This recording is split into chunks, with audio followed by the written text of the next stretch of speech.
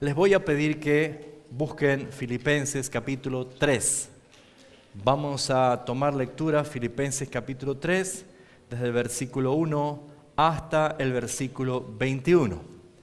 Pero allí donde está, voy a invitarles a que todos podamos leer de una manera canon. ¿Qué quiere decir canon?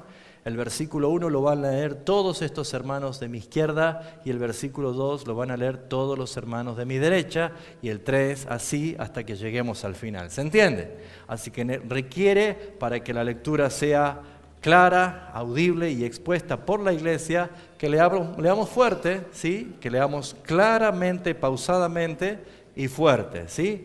¿Se entendió? Vamos a comenzar con el versículo 1, los hermanos de acá de la izquierda, y el versículo 2, los hermanos de la derecha, y así hasta que terminemos el capítulo 3. Comenzamos. A mí no me es molesto.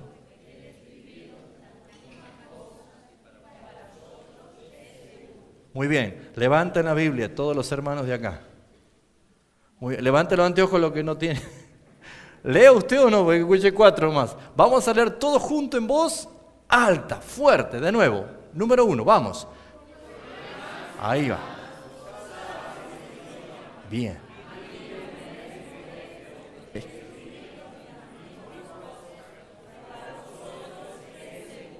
2.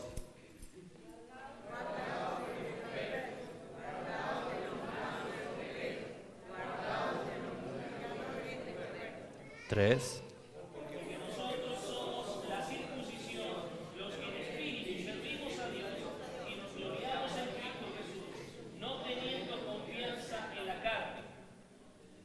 Aunque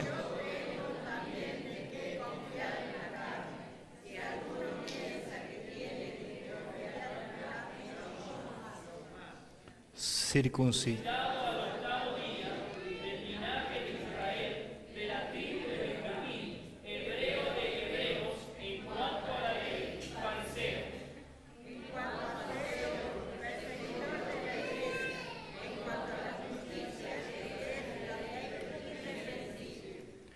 Pero cuantas cosas eran para mi ganancia, las he estimado como pérdida por amor de Cristo.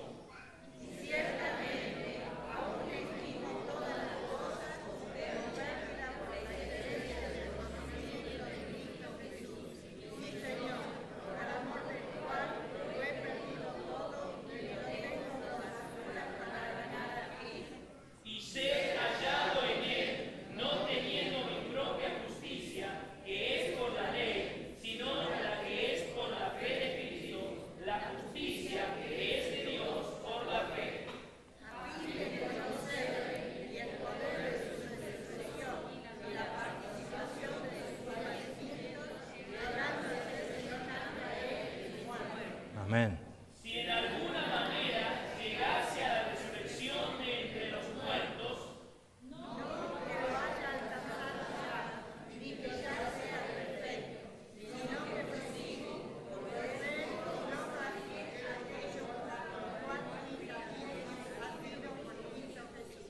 Hermanos, yo mismo no pretendo haberlo ya alcanzado, pero una cosa hago, olvidando ciertamente lo que queda atrás y extendiéndome a lo que está adelante. meta.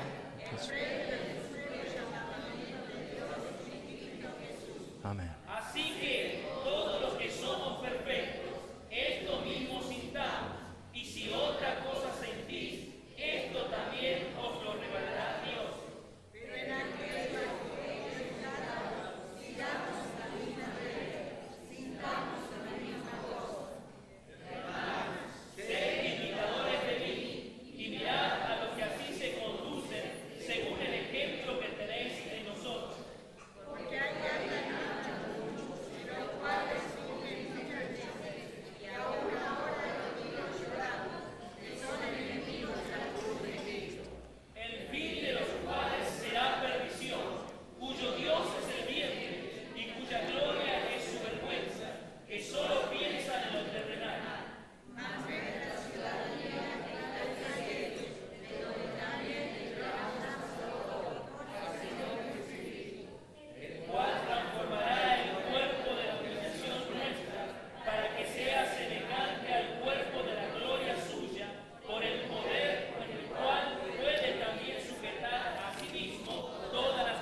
¿Cuánto dicen amén a la palabra del Señor?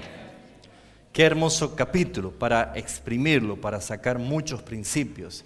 Y ustedes saben que esta es una manera bíblica de que la iglesia participe en la lectura, leyendo todos en voz alta lo mismo.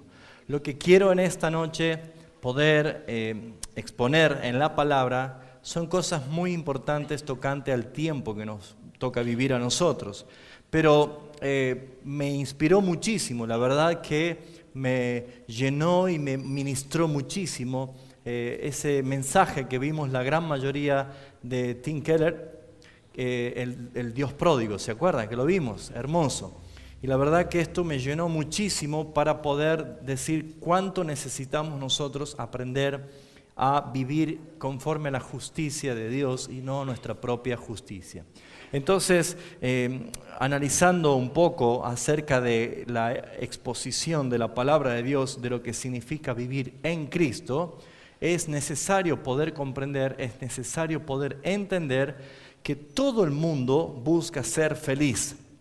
Y la felicidad, de acuerdo a cómo lo manifiesta la Biblia, y según esa enseñanza que hemos visto, solamente se manifiesta de dos maneras. Número uno, hemos visto nosotros lo que es el autodescubrimiento. Esto es lo que hacía justamente el hijo menor, el hijo pródigo, ¿sí?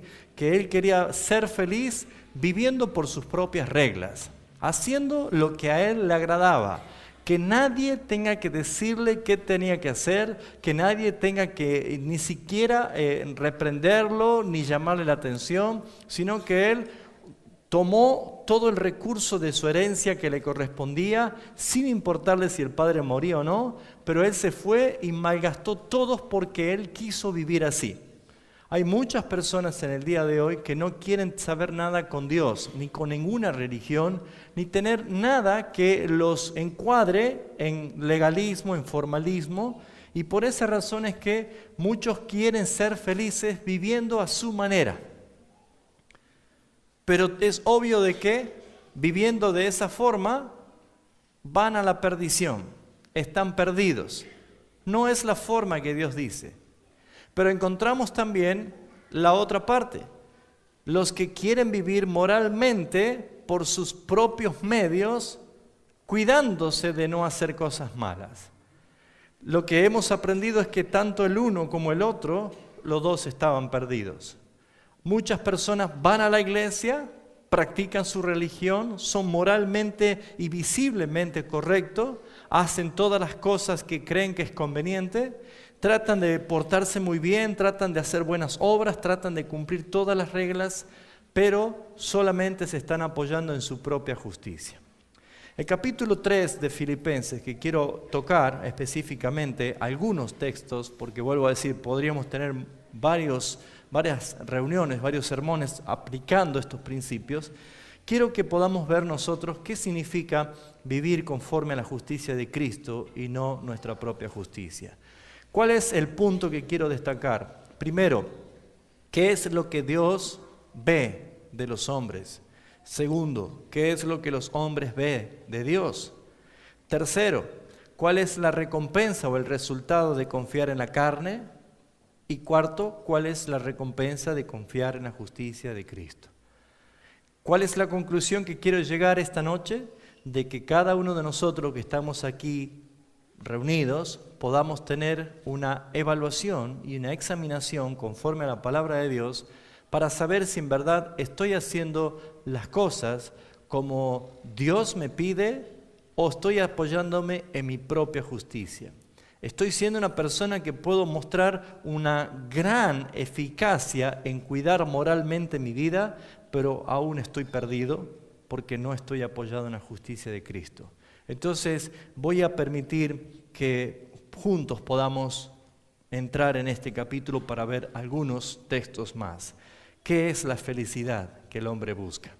Hay gente que quiere ser feliz, pero quiere cumplir sus propias reglas o quiere ser moralmente correcto para que pueda decir: Dios, siempre te serví, siempre te obedecí, nunca te fallé, así que ahora te pido que me des lo que me hace feliz.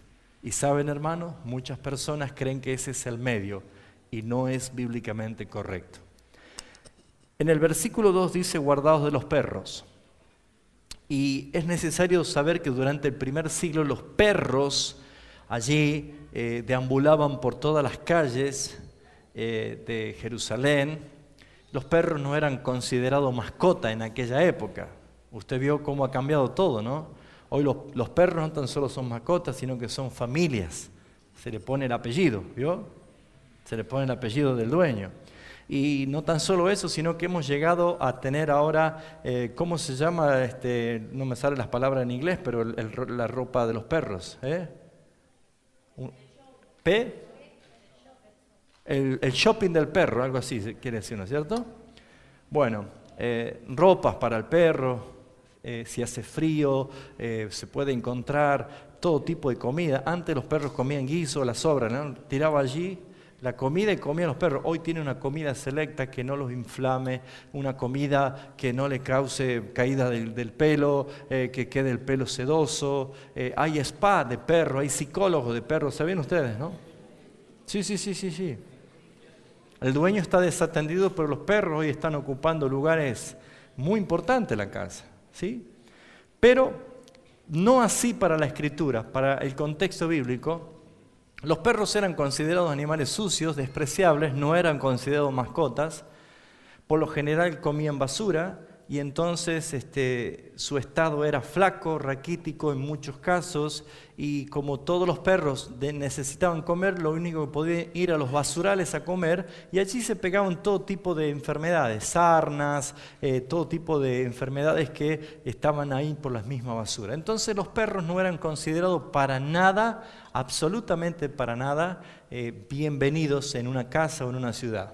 Entonces, tomando esto, Pablo dice, tengan cuidado de los perros, pero no hablaba de los perros literalmente hablando de los animales, sino que para el judío los más despreciables que podía ver ante sus ojos eran los gentiles, ¿sí?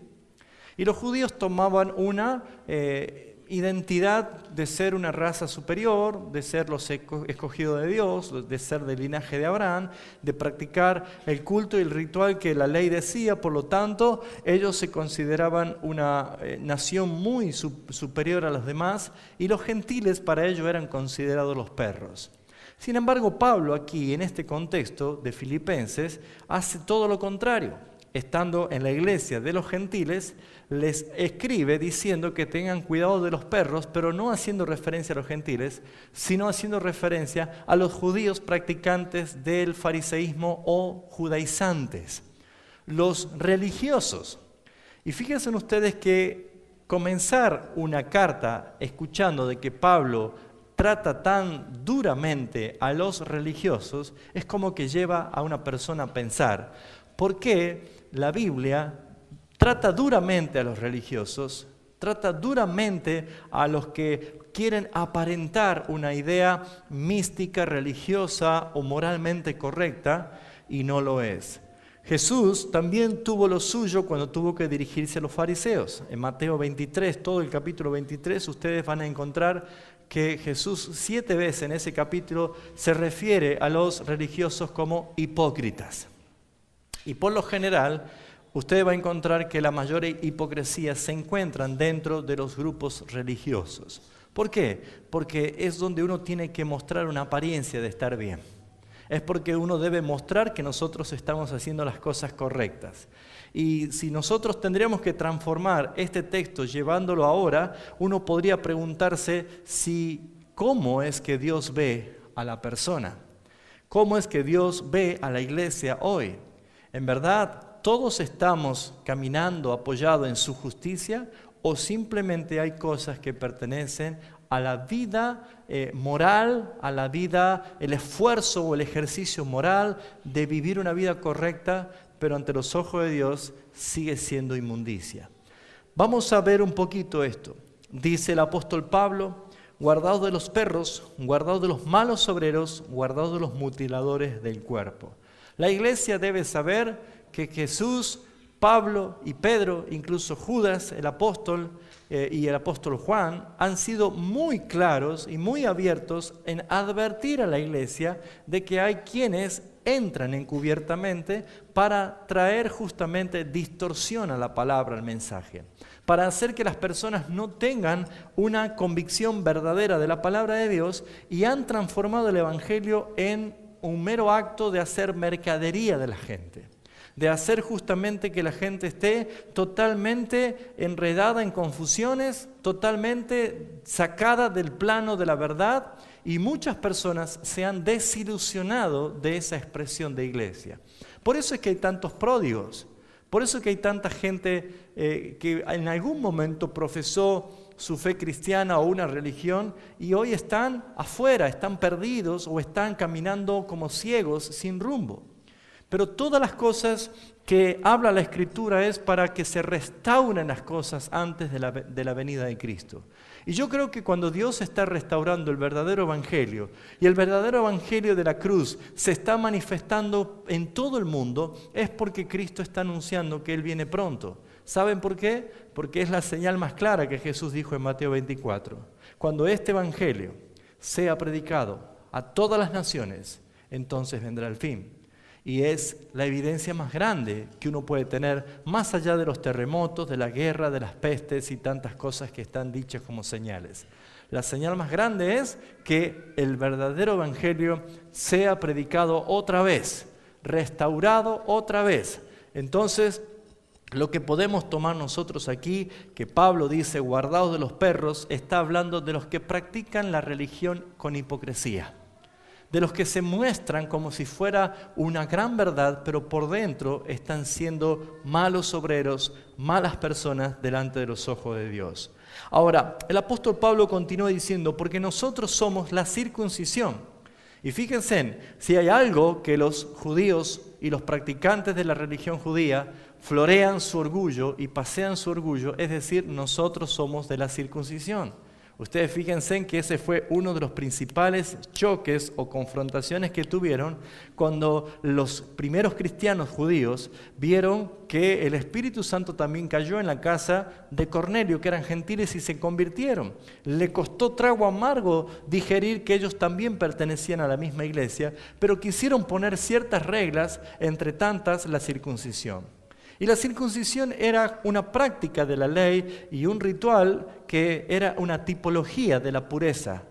¿Por qué? Porque justamente lo que se hacía con la circuncisión era purificar la generación, la descendencia. Para evitar justamente males o enfermedades genéticos, se circuncidaba al hombre porque se necesitaba que la pureza sea transferida justamente en la generación.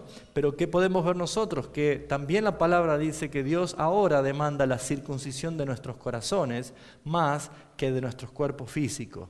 ¿Y qué quiere decir? Una separación total de las cosas que a Dios le ofende. Las cosas que están en nosotros manifiesta como un pecado claro. Ahora, a esto quiero empezar a mostrar. Primero, el apóstol Pablo habla de que tengamos cuidado con aquellos que muestran una apariencia, pero por la hipocresía son simplemente mutiladores del cuerpo. Pero Pablo dice, nosotros somos la circuncisión. Pero no está hablando de algo ritualista, no está hablando de algo que es meramente terrenal, sino que está diciendo que es totalmente espiritual. ¿Cuántos saben que nosotros fuimos circuncidados espiritualmente en la cruz del Calvario? ¿Qué quiere decir? Que fue quitado toda nuestra inmundicia, que fue quitada todo lo que ofendía a Dios. Ese es el pecado. Por lo tanto, lo que dice Pablo es los verdaderos separados, purificados, transformados, son aquellos que dan este testimonio. ¿Cuál es la evidencia? Primero, los que viven o los que sirven en el Espíritu. Servir en el Espíritu. En un espíritu que habla de una llenura, que habla de una obediencia, que habla de una sujeción a nuestro Dios. Dice, nos gloriamos en Cristo Jesús. Y acá es donde quiero poner un poquito más la exposición de la palabra. Pablo es uno de los apóstoles que habla mucho en todas sus cartas, gloriarnos en Cristo. Hemos cantado recién, me glorío en Jesucristo. ¿Y qué quiere decir esto de poder nosotros llegar a gloriarnos en Cristo Jesús? Esa palabra, gloriarnos en Cristo Jesús, se traduce, nos gloriamos, no nos jactamos en nosotros mismos, sino en que reconocemos principalmente que todos nuestros logros y todo nuestro crédito que podamos tener se lo debemos a Jesús. ¿Qué quiere decir? Si hay algo bueno que nosotros podemos hacer, si hay algo bueno que nosotros podemos mostrar a los demás, si hay algo que nosotros vemos que en verdad trajo bendición a otros, que hemos podido sentir en verdad que Dios ha usado nuestras vidas para bendecir a otros, no debemos gloriarnos a nosotros mismos, sino gloriarnos en Cristo. ¿Qué significa? Nosotros hicimos esto porque Cristo en su gracia lo hizo. Y esto es una característica de los que en verdad no se apoyan en su propia justicia. Saben reconocer que nosotros somos pecadores, que no merecíamos la justificación y la salvación, pero hemos sido perdonados. Ahora, ¿cuál es el concepto de muchas personas? Y aún dentro de la iglesia, aún dentro de la práctica de la religión cristiana, muchos se ofenden cuando alguien habla mal de usted. ¿Se ha ofendido alguna vez cuando habló alguien mal de usted? ¿Y reaccionó? ¿Y se quiso defender? ¿Qué quiere decir esto? Fíjense en ustedes, un hijo de Dios que conoce la gracia del Señor y sabe cuál alto nivel de pecador éramos todos. No había alguien más que otros, sino todos pecaron, dice la palabra. Cada vez que nosotros sentimos que alguien nos ofende, debemos apoyarnos en la justicia de Cristo, sabiendo de que Dios sabe perfectamente que no había ninguna justicia en nosotros. Hermanos, por decirle algo, había un muchacho que necesitaba hacer un viaje, ¿sí? Supongamos a Buenos Aires, a Capital Federal, pero no tenía plata, entonces no tenía de dónde sacar, entonces él sacó de los ahorros de su hermana 2.000 pesos, y él pagó su viaje para ir y para volver.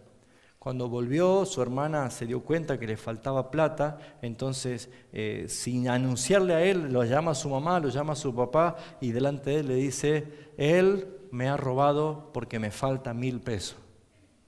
Entonces él se ofendió y dijo, ¿cómo me podés acusar de ladrón? ¿Cómo me podés decir que te he robado 1.000 pesos? Sabiendo él que no eran 1.000 pesos, eran 2.000 pesos. Haberse callado, quedaba como inocente y quedaba con 1.000 pesos, ¿no es cierto? Pero sin embargo, fíjense ustedes, siendo él un ladrón y culpable, se ofendió porque lo culparon de algo menor. Y así pasa muchas veces en nosotros, cuando nosotros nos apoyamos en nuestra propia justicia pensando que nosotros somos buenos. La Biblia no dice esto. El que es bueno es Dios. Y el que está en Cristo es nueva criatura. Pero no se confundan. Los malos obreros, los mutiladores del cuerpo, esos perros que dice la palabra, que traen un mensaje distorsionado, llevan justamente a pensar de que por practicar una religión o por cumplir ciertos tipos de normas eclesiásticas te hace ser una persona buena. No es por nuestra propia justicia, es simplemente por la gracia del Señor. ¿Y saben en qué consiste gloriarnos en Jesucristo? Saber que cada vez que alguien nos ofende, nosotros podemos decir, tal vez tiene razón. Si alguien te está diciendo, eres un soberbio, probablemente puedes decir, a lo mejor tiene razón. Porque podemos ser más todavía. Porque una cosa es qué dicen los demás, pero otra cosa es qué dice Dios. Y saben, hermanos, muchos de los cristianos están más preocupados de qué dicen los demás, de qué dice Dios de ti. ¿Se dio cuenta? Que me mira mal, que me ofendió, que no me saludó, que me criticó, que habló mal de mí, que estuvo haciendo cosas. Y esas cosas golpean al ego. Y saben, hermanos, el apóstol Pablo está diciendo, voy a decirles a ustedes cuál fue mi testimonio, qué es lo que yo hice, para que ustedes me imiten a mí y que imiten a todos aquellos que tienen el mismo proceder. Y eso lo dice el apóstol Pablo, porque ¿quién más que él podría estar diciendo? Fíjense en lo que dice el versículo 3, porque nosotros somos la circuncisión, los que en espíritu servimos a Dios y nos gloriamos en Cristo Jesús, no teniendo confianza en la carne, no apoyándonos en nuestra propia confianza. Proverbios 3 dice, no seas sabio en tu propia opinión. Y dice el versículo 4, aunque yo también, de que confiar en la carne, yo tengo mucho de que confiarme en la carne. Si alguno piensa que tiene que confiar en la carne, ¿qué dice Pablo? Yo más. Y es como que Pablo dice, perfecto, ¿quieren que hablemos mundanamente, terrenalmente, carnalmente? Ustedes no son más que yo, le decía Pablo. Si uno quiere ver la justicia de las personas, ahí están las diferencias, ¿no? Si uno quiere compararse humanamente con otras personas, claro, hay gente que nos dobla o nos supera totalmente en inteligencia, en capacidad, en sabiduría. Y todas esas cosas hacen de que una persona se llene de orgullo, se llene de soberbia y a la hora de venir ante la cruz de Cristo dice, Señor, yo no soy tan malo como esos. Yo hice esto. Eso justamente habla de una mente perdida. Habla de un alma que no tiene salvación. Habla de alguien que solamente se está confiando en sus logros. Y aquí donde el apóstol Pablo dice, si hay alguien que tiene que confiar en su propia carne, yo más. Versículo 5 dice, circuncidado al 8º día. ¿Sabe lo que significa? Cumplidor de la ley. Él no fue a los 8 días a ser cumplido la ley, sino que sus padres los llevaron. Por lo tanto, hay una generación de gente legalmente correcta. Dice el versículo 5, dice, del linaje de Israel. Él dice, yo no soy del pueblo de Israel por alguien, por adopción, no, soy del linaje, directamente, la misma línea. O sea, ¿qué estaba diciendo? Yo soy de la línea de Abraham, de Isaac y de Jacob. Muy pura, una raza muy pura se podría decir, ¿no? Fíjense en ustedes lo que dice después. De la tribu de Benjamín. Esa es una de las 2 tribus leales que quedaron en el sur cuando hubo una división, la que quedó en territorio, podríamos decir, muy arraigado con su identidad. Y dice, hebreo de hebreos, y en cuanto a la ley, fariseo, un estudioso, un maestro, un hombre altamente preparado. Cualquier persona que quiere avasallarte o que quiere ningunearte, como diría la palabra, las personas por lo general sacan a reducir sus chapas, sus títulos, sus condecoraciones. Yo hice esto y aquello. Y saben, hermanos, lo que nos está enseñando la palabra es que nosotros como hijos de Dios, la única verdad que tenemos para gloriarnos se llama Jesucristo. No hay otra cosa. Por eso hay muchos hermanos que han venido, que me dijeron, queremos congregarnos acá, ¿sí? Muchos de ellos se quedaron y otros no se quedaron, pero yo tengo que decirle a todos de la misma forma. Yo tengo que decirle, hermanos queridos, si va a venir acá, comience de cero, aprenda de cero y deje que el Espíritu Santo le vaya llevando un crecimiento. No me gusta ver las coronas y los trofeos de nadie. No me gusta ver que alguien viene con la llave del museo, ¿sí? Con todas las cosas que yo logré. Y no sirve estas cosas. ¿Por qué? Porque cuando uno se identifica con Cristo, Pablo nos está diciendo cómo debe ser nuestro comportamiento. Fíjense en lo que dice acá. Pablo, no obstante, continúa diciendo algo más. No tan solo su nacimiento, su identidad como linaje y su conocimiento como una persona muy preparada, sino que en el versículo 6 dice, en cuanto a celo, perseguidor de la iglesia. Si hay algo que en verdad se destaca en la vida de una persona muy honrada, es el celo. No los celos del pecado, sino el celo, el cuidado, el decir, protejo con toda mi vida, si es posible, lo que es del Señor. Y Saulo de Tarso, que es Pablo, había mostrado su celo, siendo, dice, incluso hasta perseguidor de la iglesia. En otras palabras, le estaba diciendo, ninguno de ustedes se atrevió a hacer lo que hice yo. Y ahí lo dejó callado, ¿no? Ninguno de ustedes persiguió a la iglesia como yo lo hice. O sea, Pablo estaba mostrando una manera incorrecta de querer ganarse el cielo. Pablo estaba diciendo que no hay salvación en ninguno de los méritos humanos, en ninguno de tus logros. No hay salvación. Podés ser fielmente congregante de años en una iglesia y aún estar perdido. Porque ¿qué es lo que te lleva a actuar así?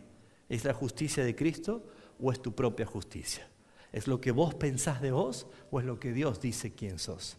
Y Pablo estaba mostrándole a los que estaban allí de que hay una manera incorrecta de querer ganarse el cielo. ¿Qué es lo que resalta Pablo? Fíjense en versículo 6, en cuanto a celo, perseguidor de la iglesia, en cuanto a la justicia que es en la ley, irreprensible. Pero, diga conmigo, pero. Ese pero habla de que voy a echar esto al costado. No hay valor. Mostré lo que a ustedes hubieran dicho, glorioso. Este sí que es un hombre de Dios. Pero Pablo dice, pero, y empieza a correr todo eso, todos esos logros, todos esos triunfos, todo lo que él tenía para jactarse. ¿Y qué dice?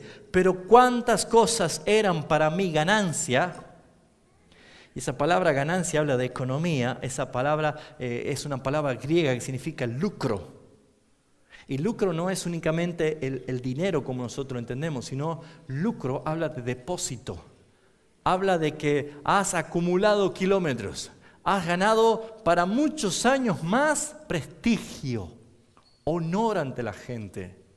Usted vio que a veces pasan sucesos o acontecimientos que hace que una persona común y corriente de la noche a la mañana sea un héroe, por ejemplo. ¿Sí o no?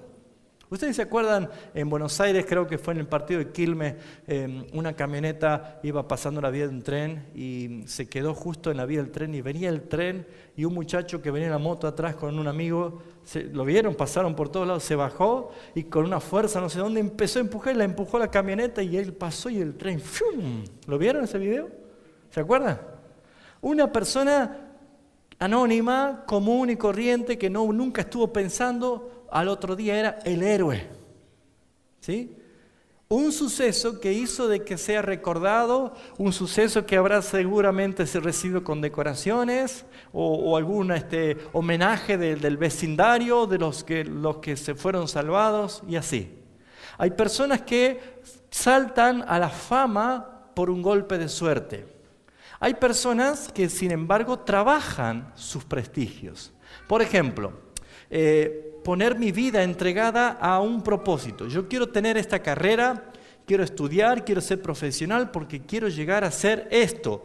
¿Para qué quiero llegar a hacer esto? Para tener una placa que dice el título con mi nombre, para que la gente vea que yo lo logré, para que tenga el prestigio que yo necesito. No estoy en contra de esto, al contrario, estoy totalmente a favor de que todos sean mejores por la mente de Cristo que tenemos. Pero el problema es, ¿cuál es el fin de tener esa placa? ¿Para qué quieres tenerlo? ¿Cuál es el motivo?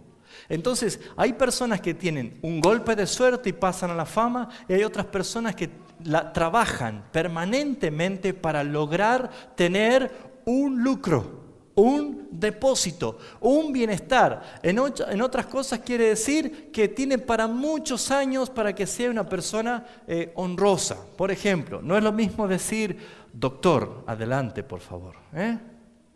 Doctor. A ver, José, vení acá.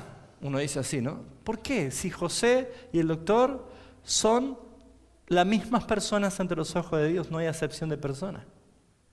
A ver, Rafael, vení para acá. Ingeniero, por favor. En la mentalidad del hombre es hacer diferencias. Pero algunos cosechan su prestigio, ¿para qué? Para ser honrados. Pablo estaba diciendo, quiero que presten atención. Él decía, yo tengo más que gloriarme que cualquiera de ustedes. Yo tengo mucha ganancia.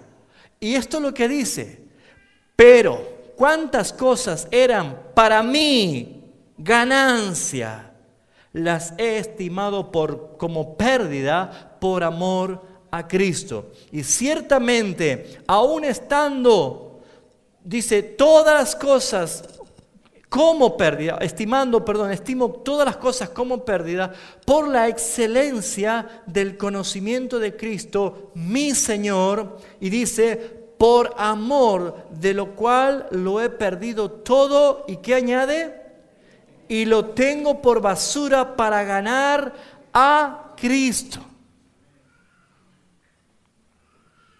Entonces quiere decir que para ser salvo yo tengo que renunciar a todos mis títulos, a todos mis bienes, a todo mi prestigio. No, lo que Pablo está diciendo es que él se satisface totalmente en Cristo.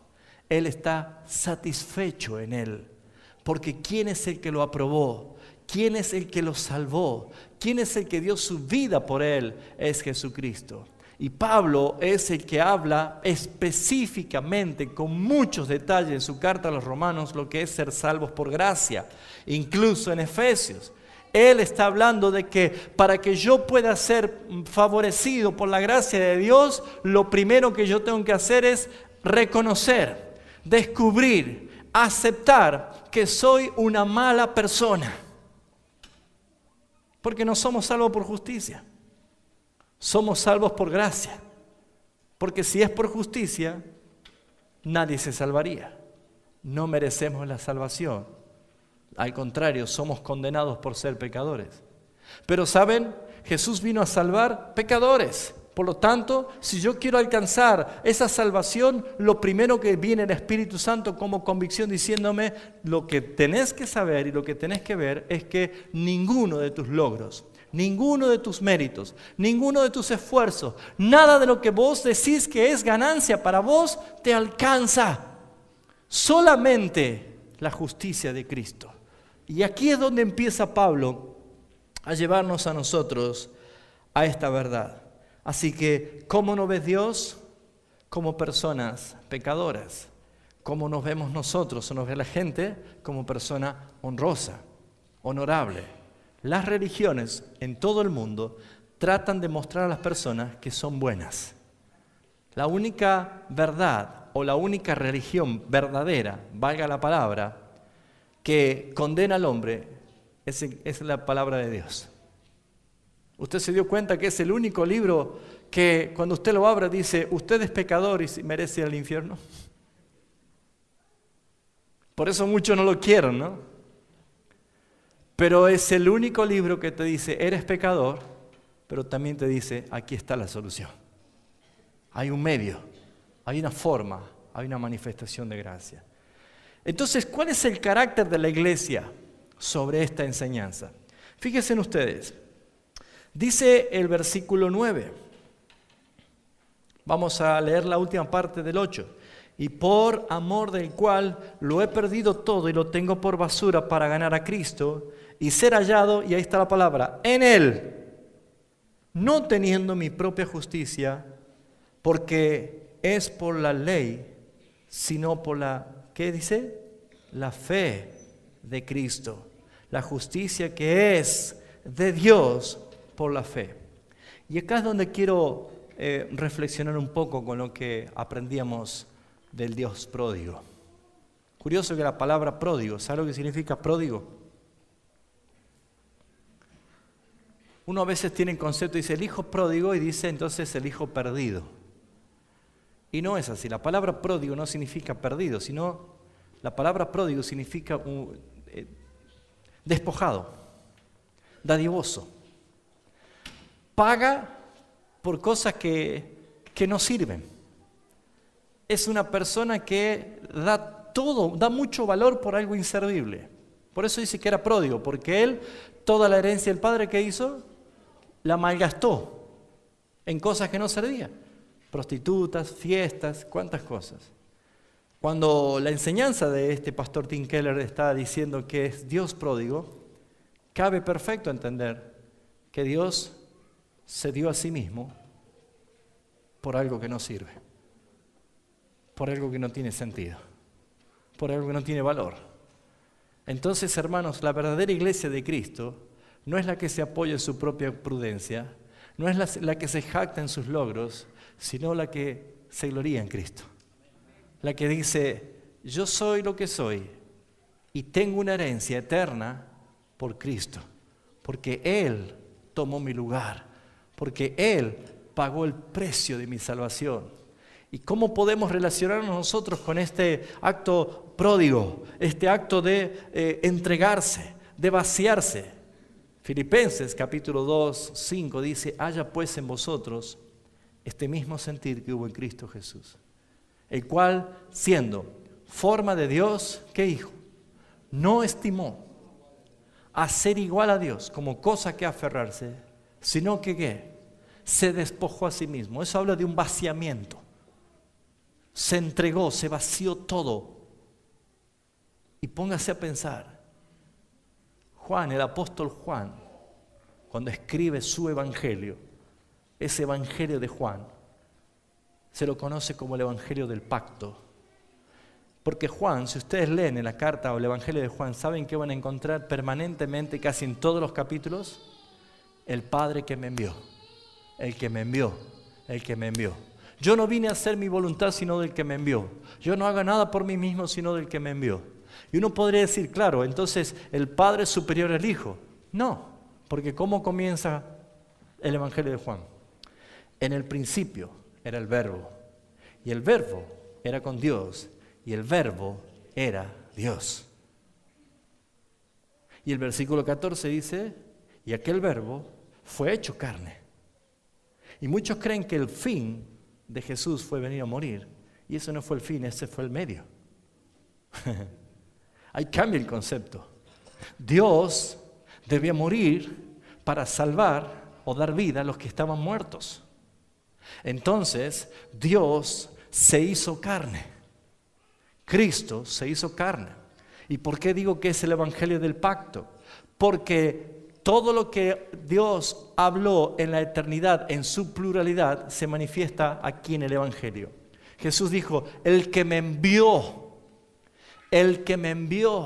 yo he venido del cielo, yo vine a hacer la voluntad de mi Padre.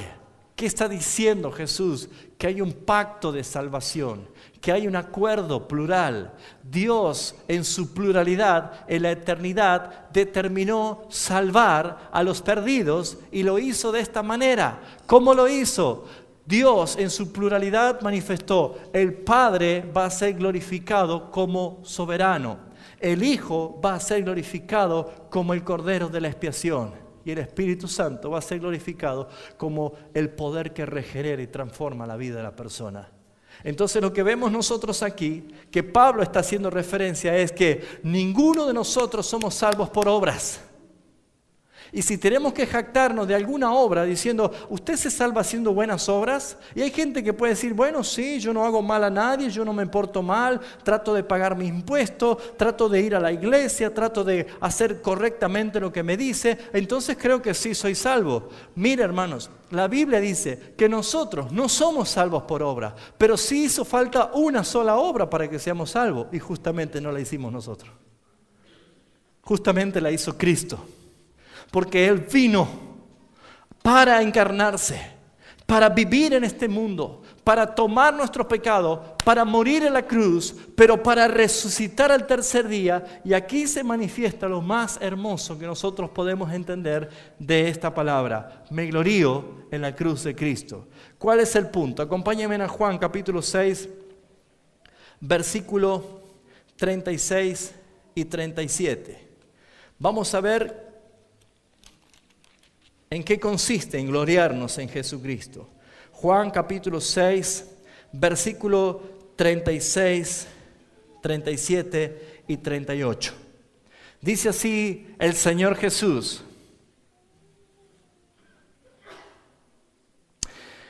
mas os he dicho que aunque me habéis visto, no creéis. Todo, dice Jesús, lo que el Padre me da, ¿qué está hablando? De un acuerdo, de un pacto. ¿Dónde se hizo esto? En la eternidad. Todo lo que el Padre me da, ¿qué dice? Dígalo fuerte, ¿qué pasará? Vendrá a mí. Todo lo que el Padre me da, vendrá a mí. Y al que a mí viene, no le echo fuera. Perfecto. Aquí vamos viendo nosotros algo con mucha claridad, pero pareciera que el venir a Cristo es una obra mía. Pero no es así.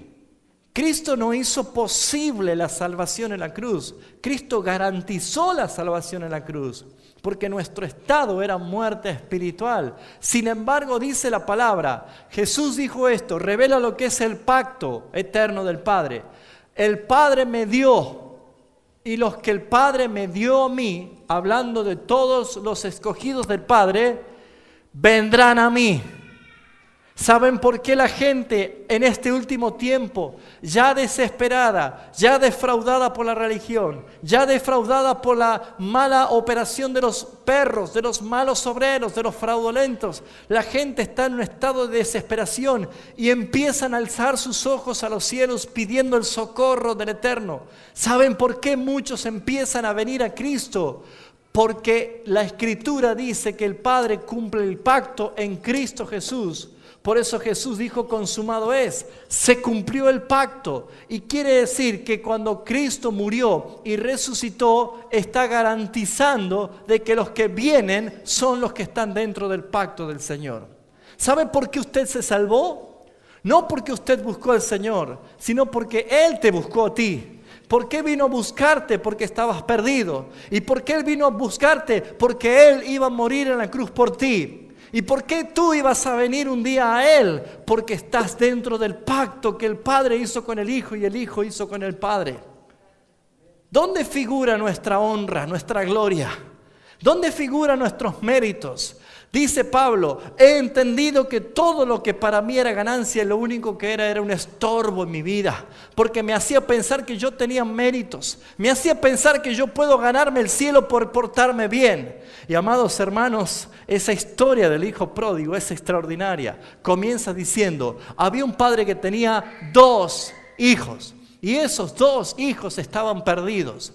Uno amaba los bienes del padre, le pidió y se fue a malgastar todo. Y cuando le faltó, arrepentido vino diciendo, yo seré uno de tus jornaleros, ya no quiero ser hijo tuyo. Sin embargo, el padre lo perdonó y lo trajo al hogar y lo trajo en comunión con el padre. Pero encontramos al hijo mayor, que también era un perdido, pero el hijo mayor era un religioso. Porque dijo, Padre, nunca te he fallado, nunca te he desobedecido, siempre hice lo que querías, siempre estuve al lado tuyo, siempre estuve congregando, siempre estuve sirviendo, siempre estuve obedeciendo y no me has dado nada a mí, ni un cabrito. ¿Saben? El hijo mayor también quería las cosas del Padre, pero no quería al Padre. Esa es la verdad. Me conmovió. Y Jesús no termina esa historia con ningún final. Jesús no dice si el hijo mayor entró o no entró. Deja el final abierto. Y como decía el pastor, es para que nosotros nos veamos allí. Y qué hermoso es ver que lo que hizo Cristo de venir acá a morir por nosotros es la explicación de la historia del hijo pródigo. ¿Quién era el responsable de ir a buscar al hijo que estaba perdido, al menor? No era el padre, era el hijo mayor. Por eso él se había quedado con la herencia. Él se había quedado con las 2 partes que le correspondía. Él era el responsable de ir y de buscar al hermano menor. Pero sin embargo, cuando vio que había fiesta, dijo, no voy a entrar, no voy a compartir la mesa con ese tu hijo. Ni siquiera llamaba a su hermano. Jesús estaba diciendo que él tuvo la desgracia, el menor tuvo la desgracia de tener un hermano mayor que era un fariseo, que lo único que le importaba era tener una vida moral, pero estaba perdido. Pero lo que quiere mostrar Cristo es que nuestro hermano mayor, nuestro Señor Jesucristo, Él vino a buscarnos y Él entregó todos sus bienes para que nosotros seamos rescatados. Es Él. Por eso es que no te apoyes en tu justicia. ¿Te sentís pecador y culpable, pero no querés venir porque la culpa te dice, ¿qué vas a ir? Bueno, ni siquiera aplicando tu propia justicia te salva. Lo que tienes que hacer es reconocer que eres un pecador. Y si eres una persona que vienes a la iglesia, que practica tu vida cristiana, que tratas de portarte bien todas las veces y haciendo todas las cosas que Dios te manda, probablemente también estés perdido. Porque no es lo que te pide el Señor. ¿Por qué estás haciendo lo que haces? ¿Lo haces simplemente por moral o lo haces apoyado en la justicia del Señor? Jesús dice en el versículo 38, dice el 37, todo lo que el Padre me da, vendrá a mí. Y al que a mí viene, no le echo fuera. Porque he descendido del cielo. ¿De dónde vino nuestro hermano mayor? Yo he descendido del cielo. No para hacer mi voluntad. Había un pacto. Sino la voluntad del que me envió. Y uno podría preguntarse, ¿cuál es la voluntad? Aquí está. Dice, esta es la voluntad del Padre. El que me envió, que de todo lo que me diere, no pierda yo nada, sino que lo resucite en el día postrero. ¿Dónde está nuestra honra? ¿Dónde está nuestra gloria? Nosotros somos simplemente personas que estábamos sentados en el banquillo de los acusados. Teníamos todo en contra para ser condenados, con nuestra cabeza agachada por las evidencias del pecado, del pecado y del pecado.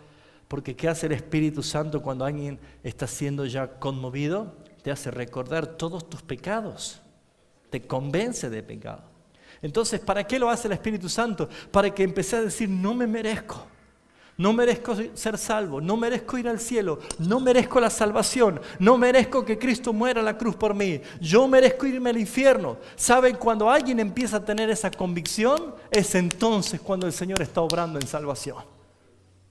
Y cuando estaba esa persona allí, quebrantada con sus ojos mirando al suelo, por el pecado que veía, permanentemente venía el pecado que había hecho, entonces se escucha el grito desde el juez diciendo, eres perdonado, tu culpa ha sido pagada, tu pecado ha sido perdonado. Entonces yo levanto los ojos y digo, ¿qué pasó? Si yo no hice nada. Mira la cruz. La propiciación significa de que alguien justo debe pagar por los injustos, de que alguien bueno debe morir por el malo. Y esa es la única figura de Jesucristo.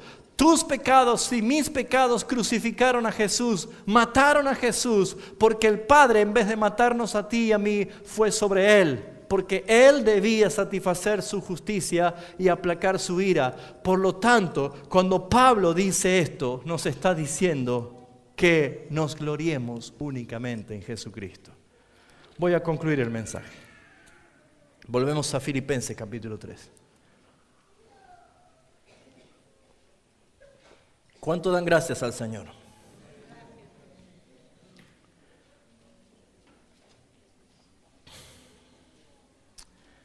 Gloria a Dios. El versículo 9 dice, y ser hallado en Él, en Cristo, no teniendo mi propia justicia, sino la que es por la fe de Cristo, la justicia que es de Dios por la fe. Hay una justicia de Dios, a fin de conocerle y de poder, el poder de su resurrección y la participación de sus padecimientos, llegando a ser semejante a Él en su muerte. ¿Qué dice Pablo? Aquí está la conversión. Aquí está lo que tiene que pasar en tu vida. Cuando Cristo vino, en Él estábamos nosotros.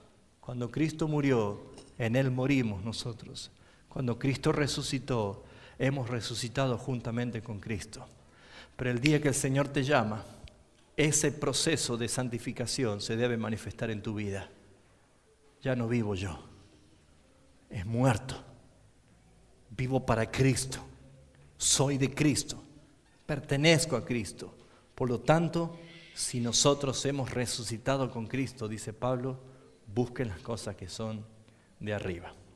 No que haya alcanzado ya, ni que ya sea perfecto, sino que una cosa hago, dice, prosigo, para ver si logro atrapar aquello por lo cual también fui hecho atrapado por Cristo Jesús.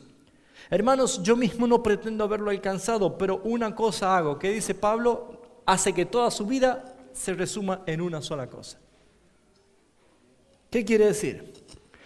Una cosa hago, olvidando ciertamente lo que queda atrás y extendiéndome a lo que está delante, prosigo a la meta del supremo llamamiento de Dios en Cristo Jesús. ¿Cómo concluye esta carta? Es muy hermoso. Dice el versículo 20, nuestra ciudadanía, nuestra identidad, nuestra pertenencia, nuestra esperanza, no está aquí en la tierra, no está en este mundo, no está en este siglo, no está en este tiempo, no está en esta era, sino en el venidero, en lo que viene, en los cielos. Nuestra ciudadanía, nuestra identidad, nuestra herencia, nuestro poder, nuestra nueva naturaleza glorificada no está aquí, no pertenece aquí. Por eso somos imperfectos acá. Sino cuando venga Cristo, fíjese lo que dice, mas nuestra ciudadanía está en los cielos, de donde también esperamos al Señor, al Salvador Jesucristo, el cual transformará, amén, hay algo que falta, transformará el cuerpo de la humillación nuestra. Es humillante vivir en este cuerpo, porque pecamos todavía, porque enfermamos, porque envejecemos, porque nuestros miembros todavía están sujetos a esa ley del pecado que está en nuestros miembros.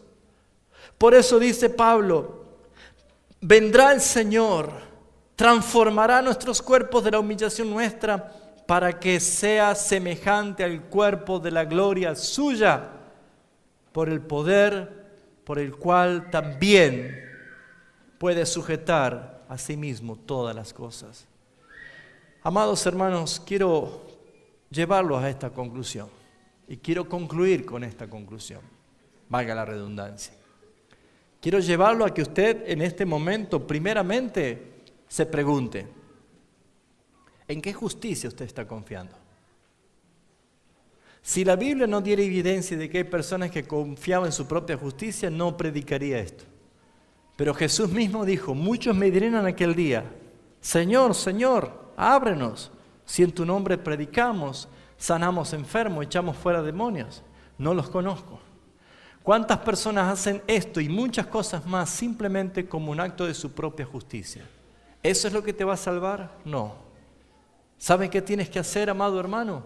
Es reconocer que todo lo bueno que puedes tener, que todo lo que Dios te da para administrar, todo lo que tú puedes producir, todo lo que puedes mostrar es por la gracia del Señor y simplemente decir, Señor, yo me glorío en Cristo porque Él es el que lo hizo a través mío. No le robemos la gloria a Él. No queramos nosotros presentarnos como atractivo al mundo, porque si queremos agradar al mundo, seguramente vamos a desagradar al Padre. Por eso, mis amados hermanos, pongan los ojos en Jesús. Por eso, mis amados hermanos, rindámonos a Jesucristo y vivamos una vida que le agrade a Él. Eso es lo que nos enseña la palabra. Señor, que sea por tu propia justicia y no por la mía. Cada vez que haga algo bueno, cada vez que alguien te aplauda, cada vez que alguien diga, eres excelente, eres extraordinario, eres genial, cantas bien, administras bien, eres una buena persona, estás siendo de ejemplo para muchos. Cada vez que usted reciba todo esto, usted simplemente tiene que decir, la gloria es de Jesucristo. Porque yo no soy, es Cristo en mí. Cuando uno empieza a vivir así, en verdad se da cuenta de que hemos sido salvados por la gracia del Señor. Vamos a cerrar nuestros ojos y vamos a orar.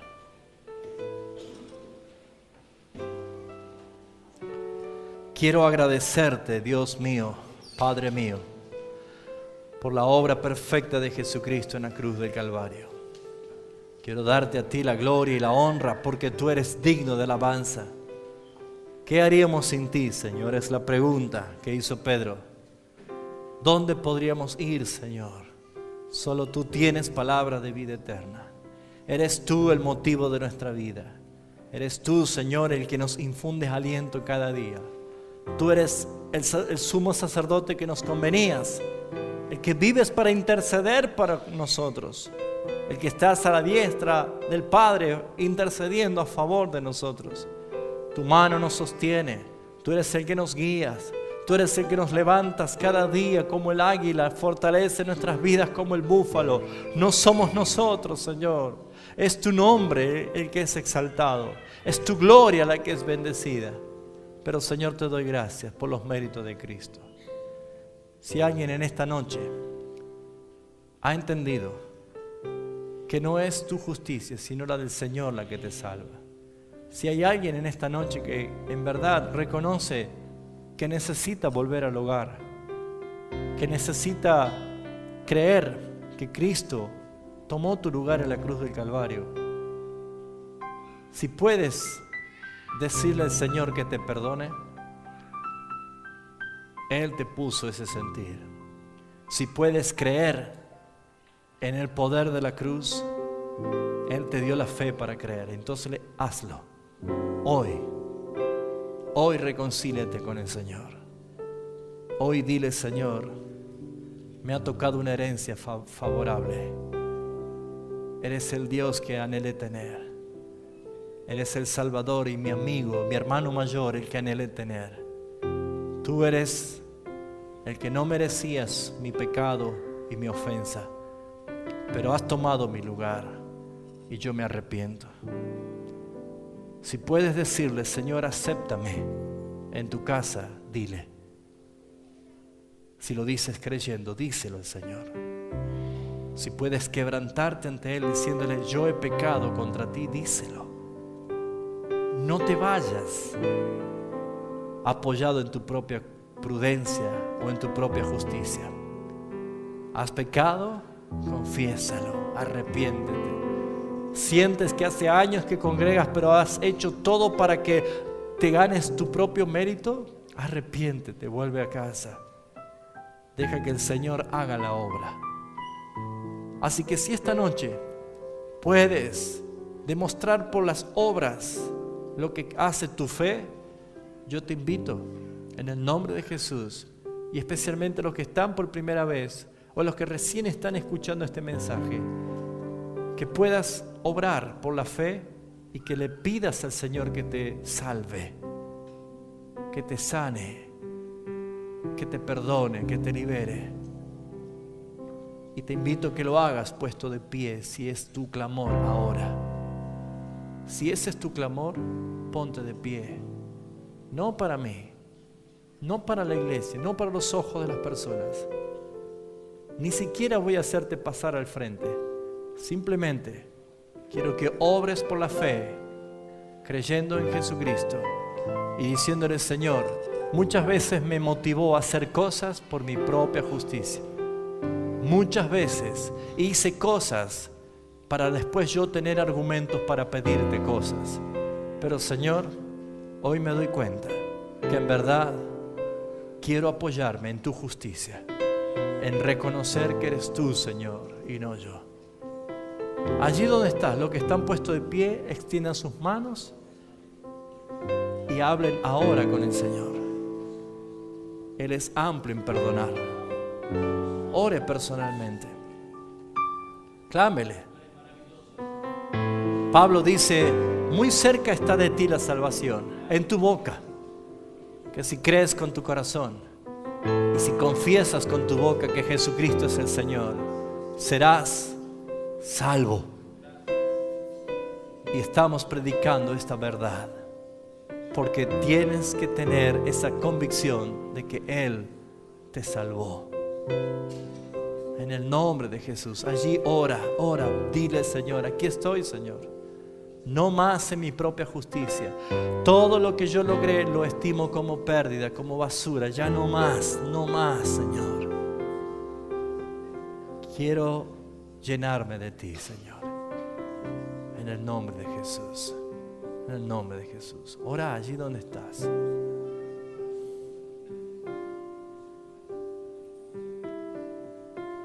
Gracias, Jesús. Gracias, Señor.